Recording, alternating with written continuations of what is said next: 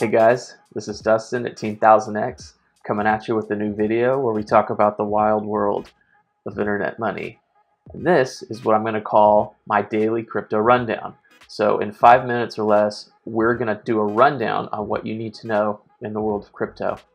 So as you can see, looking at me, you might see that things are a little bit crisper.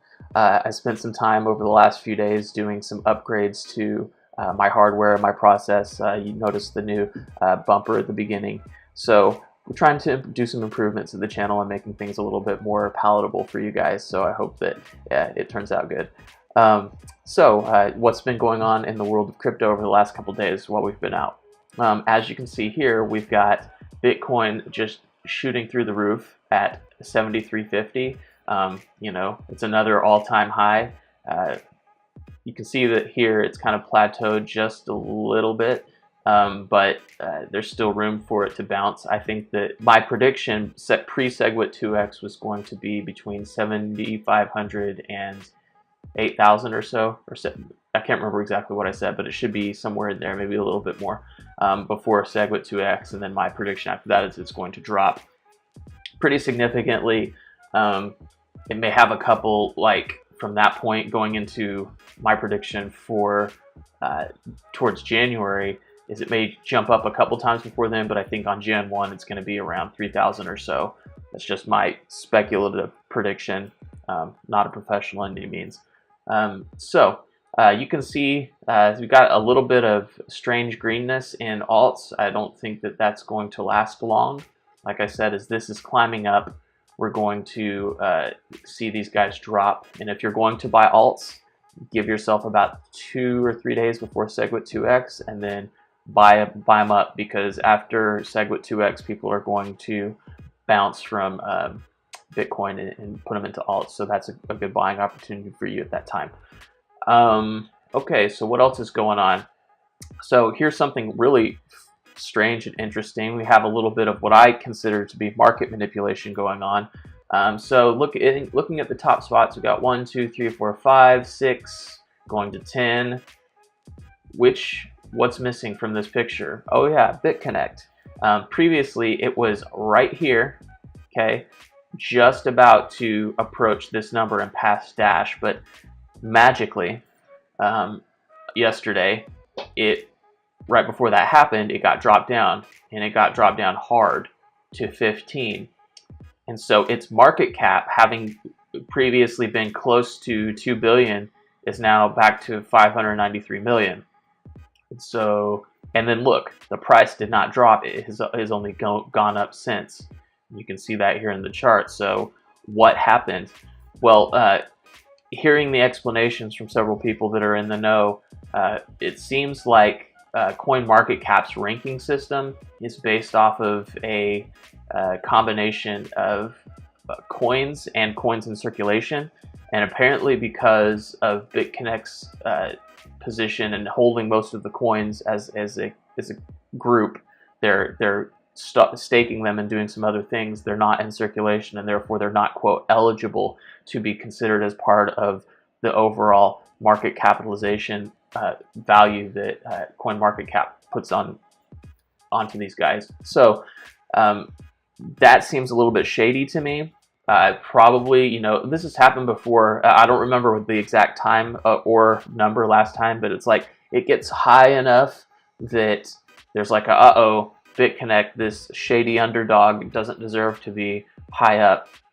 And I think that that's just a misunderstanding of markets and how currency works. And, you know, they are doing a little bit of different things that are unique to the coin, such as a lending platform. But there's a lot of people that don't really understand that and, you know, consider it to be fraudulent. Without giving any true explanation as to why. So whenever someone like accuses you or something that you find valuable as being fraudulent, they need to bring forth proper evidence in order to make their argument valid to you and to themselves. But most people won't get that far. They'll just, you know, have some kind of affinity towards somebody that they respect, or think, you know, that has the perception of they're smart, and so therefore they align themselves to this person so that they can, from osmosis, also be smart.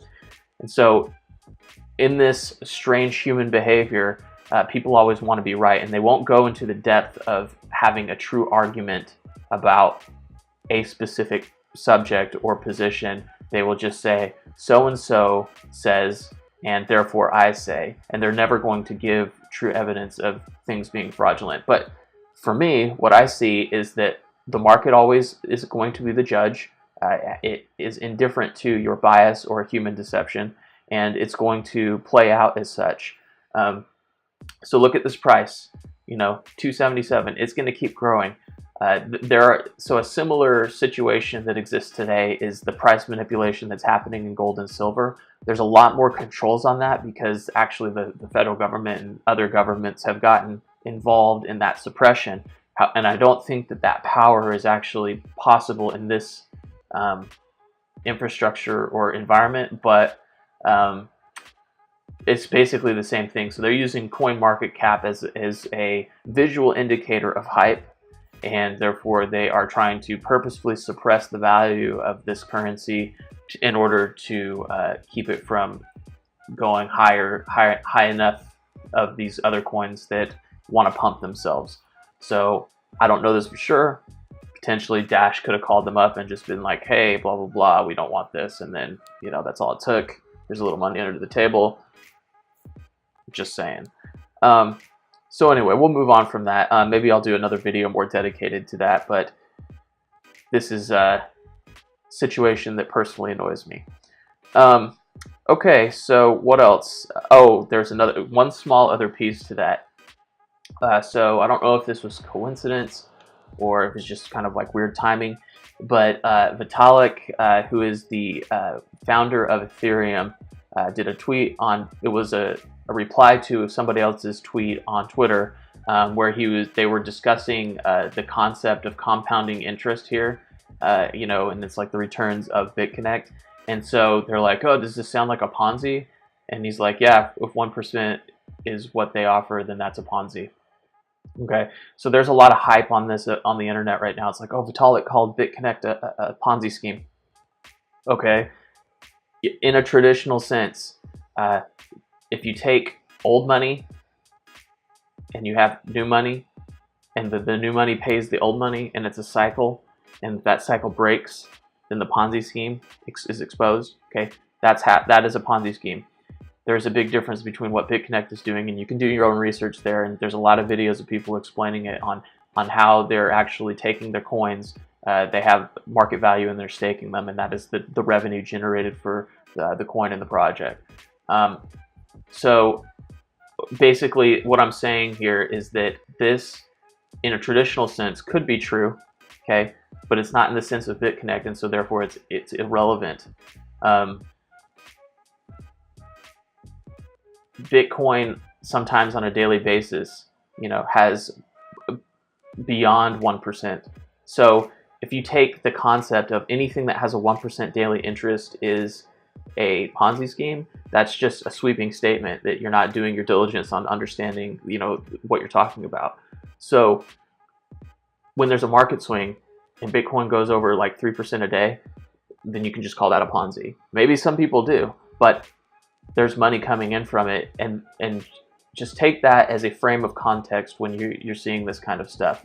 That even smart people, super smart, way smarter than me, unless you are knowledgeable from the contextual perspective of what you're talking about, even very smart people cannot understand truly what they're talking about to have a good reference of the subject. Okay, that's enough. So jumping to the next story here, we got Tezos, who is an ICO that apparently they're getting a class action lawsuit for securities fraud. And you can see here on Coinmarketcap they're listed as Tezos pre-launch. So coin already at $1.80. I mean, from, let's see where they started. It's probably like in the 50 cents. So nope, $1.66. So not a whole lot of growth there. But for some reason they're getting hit with a class action lawsuit. And if you read this story, it's pretty interesting. So it talks about like There's an internal battle between the two creators and somebody who is like considering themselves to be like head of the project, and there's some infighting going on, but like separate from that, there's also like a class action lawsuit. So if you were to have bought into Tezos, there's a good chance you're not going to get your money. But there's also a class action lawsuit where you actually might get your money. So, you know, pretty interesting. You can see like this is actually like hitting true court systems. So this may be the first of its kind. I need to do a little bit more research on that as far as like it actually going to a court case for securities fraud.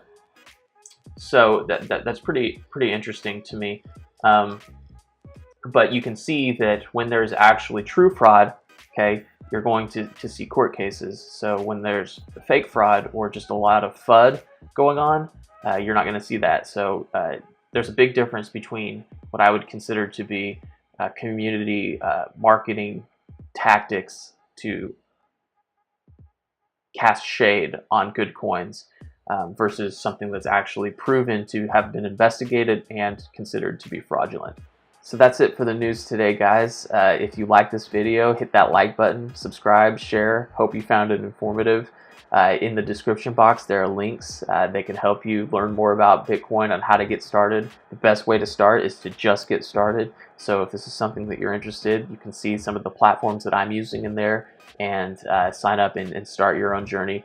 But until tomorrow, talk to you later. Bye.